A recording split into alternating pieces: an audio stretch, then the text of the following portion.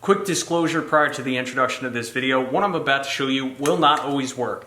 It seems to work pretty well with paint cans that are less than a year old and are above near freezing temperatures. If your can is older than a year old, or if it's below freezing, or at the point where these cans start to coagulate, chances are this probably won't work, but you should still watch this video anyway because it's kind of interesting. Friends, how many times have you used a can of spray paint, especially Rust-oleum, maybe once or twice, put it back up on the shelf, a couple months later, you're working on another project and you end up needing the same can of paint, need that color, go to press down the nozzle, and nothing comes out of the can. You shake the can, still has paint in it. What gives? Maybe the nozzle's clogged. So you try cleaning out the nozzle with a fine tip needle, some paint thinner maybe. And after that, still nothing. So you get frustrated, throw out the can of paint, say you'll never buy another can of Rust-oleum. You end up going to Home Depot or Lowe's and buying another can of Rust-oleum, and then the same thing happens again. You just keep wasting paint. Yes, I've been in that position for many years, and it's frustrating, but let me tell you, I finally found the solution to that. There's actually a way to recharge these paint cans and give you a little bit more life out of them. In fact, you can actually use all the available paint in the can by just repeating this process. So in today's video, I'm going to show you how to recharge a can of spray paint.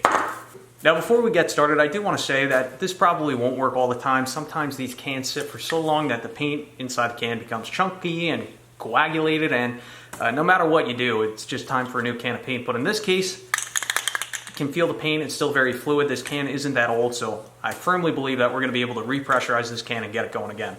So I will say sometimes the nozzles just get clogged. What I like to do when I'm finished with a can of paint and the nozzle was still spraying, I'll actually save that nozzle in case situations like this arise. But you can also try and clean out that nozzle with some ether, a needle, as I mentioned before. Aside from that, the tools you're going to need to recharge a can of paint, an air compressor, and you're going to need a little control valve like this, along with, I describe this as a balloon filling tip. I will leave a link for something like this in the description down below. But all we're going to do is connect this up to the airline, remove this tip. I'm going to put the nozzle on this white tip right here, repressurize the can. You want to be careful that you don't overpressurize it. I'd say maybe we'll put 20, 30 pounds, something like that in the can, and then we'll give it a test again. So when you're repressurizing this can, you want to do it outside, safety glasses, gloves. Now here's the whole key to this process. When you go to apply this tip over the valve, you want to start blowing a little bit of air before you push down. That way, in case there's a little bit of pressure in the can, it doesn't spit back up in your face and make a mess. And again, as we're pulling this off, you want to keep the air pressure applied. So I'm going to line this up, get a little bit of air going, line it up, push down. You can hear it recharging.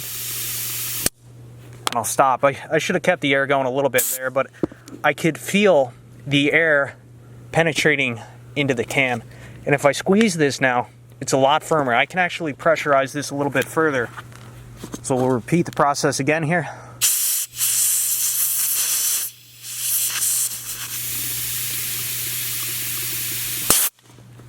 Like that. And that feels pretty good.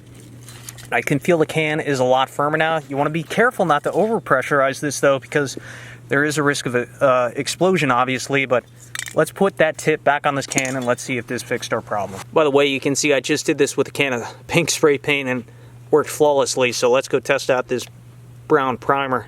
Original nozzle, put this on the can. Let's see if this fixed our issue. There she is.